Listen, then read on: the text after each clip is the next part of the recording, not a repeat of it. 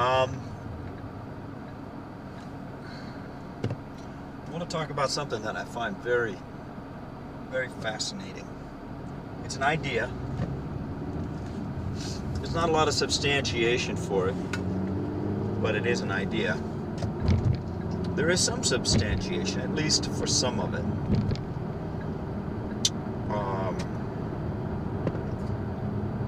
But it's fascinating, and it's an idea that has what I call legs. So an idea that has legs is something that, as you contemplate it walks.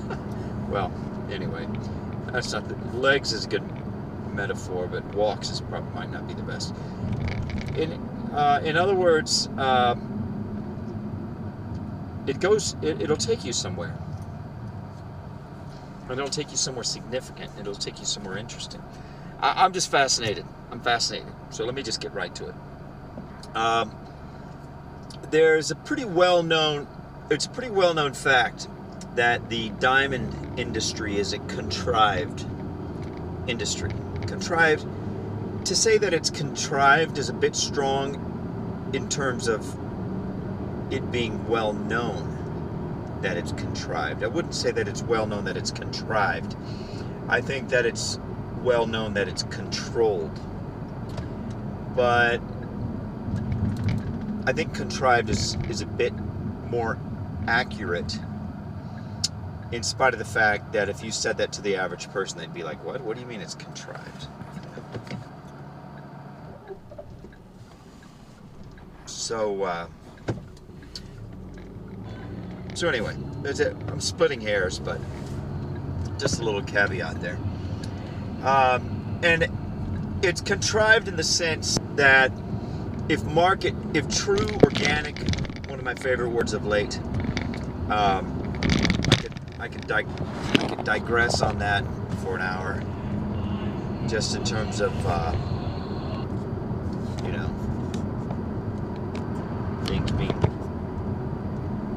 the parallel between organic food and organic economic forces and organic human relationships and I could go off for an hour on that, but I will demonstrate some uncommon discipline, uncommon from me. So if organic forces were allowed to naturally rule in the diamond, precious gems, but we'll just say diamonds, industry, then we'd be buying toys for our children that would be decorated with diamonds. That is to say, the abundance of diamonds on the earth is just so overwhelming that they really should be next to worthless. And the idea is, and that might be an overstatement, but I'm going to say it anyway, because I like to use hyperbole. And I like to state things for the potential that they have, as opposed to the technical, empirically proven and widely accepted truth. I think even if that might be an overstatement, nevertheless, I think there's a chance it might not be an overstatement, if that makes any sense. I think that the potential exists for that to actually literally be true. Although I don't mean worthless in an absolute sense. I mean like relatively worthless, like $5 a carat or something like that.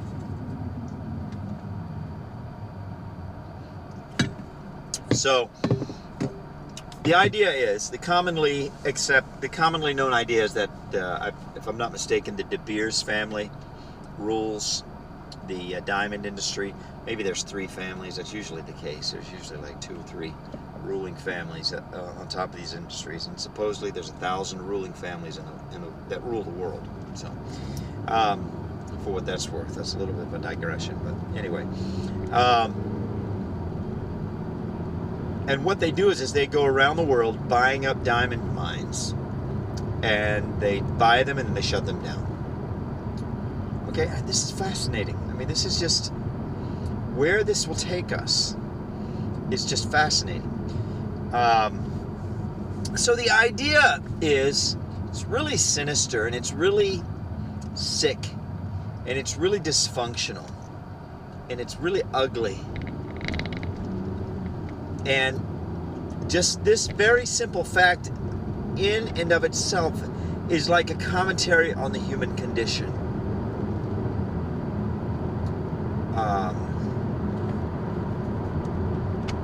And a commentary on man's relationship to God, to his Creator. So the idea is that these families are not content to be wealthy. Okay? They're not interested in wealth. Wealth for them is a foregone conclusion. They're interested in being the king of the mountain, king of the hill. And they're interested in being the king of the, okay? And not only that, but they're interested in making sure nobody else builds any more hills. Right? So if the diamond industry was allowed to function organically, maybe in 5 years the De Beers family and what other families, rule the industry, would no longer rule the industry. And that's the crux of it right there.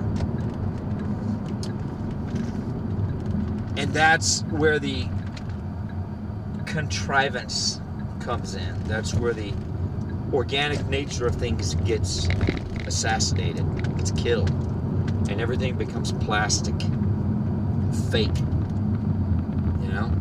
and that's where the sickness, and sorry if I have green stuff on my teeth. I was eating salad, not salad, but a giant box of spring mix, because that's what I do when I have an upset stomach.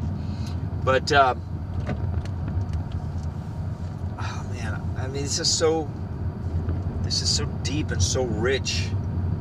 I don't even know where to go from here. I mean, so that's where it comes in, right? All that sickness, all that dysfunction, all that evil.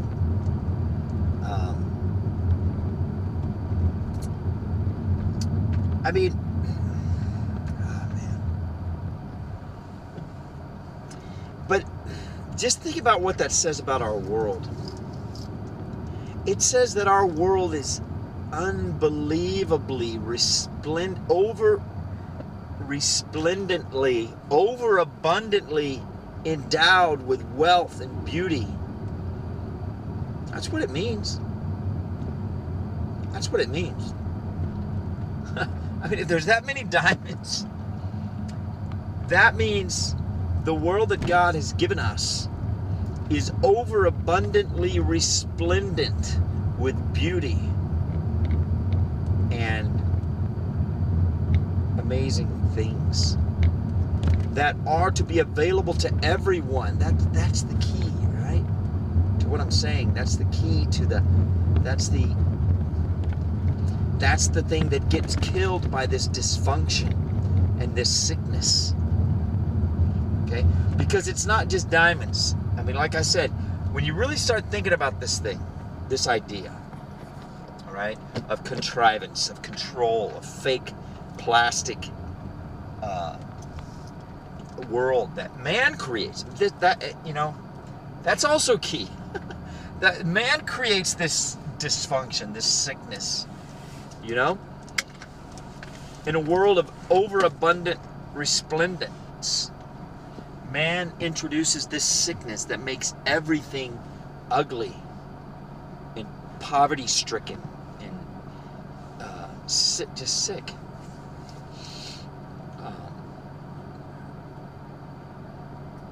So,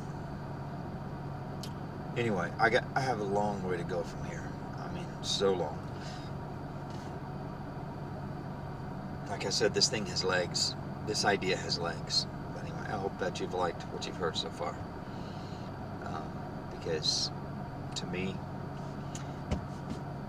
as fascinating enough as this is by itself, it gets more fascinating from here. But this is just the kernel, right? This is just the kernel, and this is the aspect of the ecosystem, if we could call the entire purview of intellectual ground that this idea covers, right? We could call it an ecosystem. This is the kernel of that ecosystem.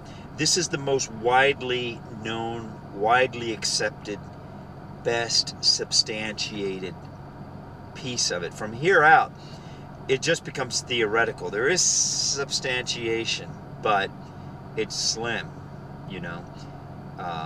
But it is there. And so, for me,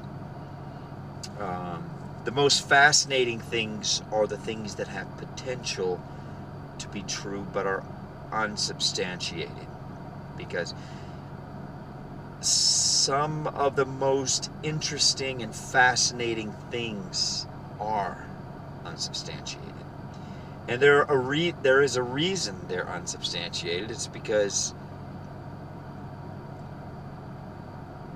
there are forces at work in the world that don't want them to be known, right? So by definition, they have to be unsubstantiated. So anyway, we'll go on from here. We'll see where the legs that this idea has takes us, and I hope you're fascinated by it, because it just speaks. It speaks volumes. It speaks volumes. It speaks volumes of tragedy, volumes of hope, and volumes of optimism for what our future is, I think. So, like I said, I hope you liked it. God bless you. Have a wonderful evening, and I'm going to bed.